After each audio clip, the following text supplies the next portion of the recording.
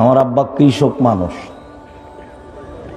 তো আমার আব্বা চাইতেন যে আমরা পড়াশোনা করে কিছু শিখব।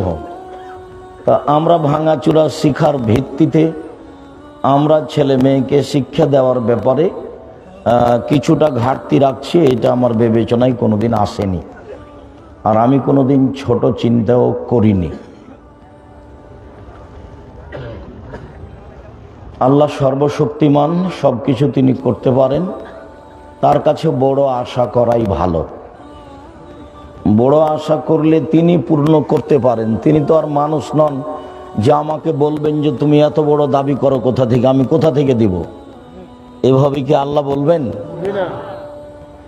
আপনার ছেলেকে যদি আল্লাহ আলবানি করে দেন, ইমাম বুখারী করে দেন, তা আল্লাহর দয়া রহমতের অভাব আছে? আমি যেহেতু আব্দুল্লাহ এখনো আসেনি, না এসেছে নাকি, তো স্টেজে আসেনি, তার আগে একটা কথা বলি, আসলে ওটা মানাতো না। তা আমি দেওবন্দে নিয়ে গেছি প্রাইভেট টিচারের কাছে। তো প্রাইভেট টিচার দ্বিতীয় দিন বলছে যে अगर ऐसी मेहनत जारी रहेगी तो मगरबी बंगाल में कोई टकरा ना सके। তোমার যদি এরকম পরিশ্রম থাকে তাহলে পশ্চিমবঙ্গে কেউ ঠেকাতে পারবে না। এই কথাটা বলছে শিক্ষক দ্বিতীয় দিনে। কি যে বুঝলো, খুব ভালো পণ্ডিত মানুষ। তো চট করে আব্দুল্লাহ মুখের উপরে বলছে, नहीं अगर दुआ करना है तो ऐसे करना कि पूरे दुनिया में ওকে টাকরা না सके। আপনি ছোট দোয়া করবেন কেন যে পশ্চিমবঙ্গে কেউ ঠেকাতে পারবে না? পশ্চিমবঙ্গ তো আসাম থেকে নিয়ে কলকাতা পর্যন্ত, এটুকু করলেন কেন?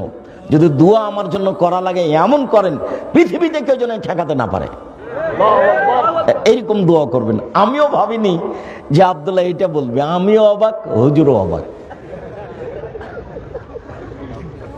এখন তিনজন আছি, হুজুর আবার বলছেন যে আব্দুল রাজ্জাক সাহেব আপনিও বসেন, আব্বি বাইঠিয়ে, উর্দু ভাষী, ওরা তো আর বাংলা জানে না, আব্বি বাইঠিয়ে।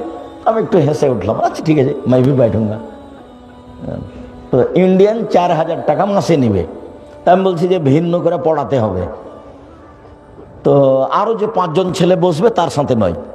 তখনও বলছে যে সবাই মিলে যা দেয় আমাকে তাই দিতে হবে, মানে খুব ভালো যোগ্য আলেম, কিন্তু টাকা লাগবে। তা আমি বলছি ঠিক আছে, 10 জন মিলে আপনাকে যে টাকা দেয় এক বেচে আমি একাই দেবো ইনশাল্লাহ, ভিন্ন করেই পড়াতে হবে।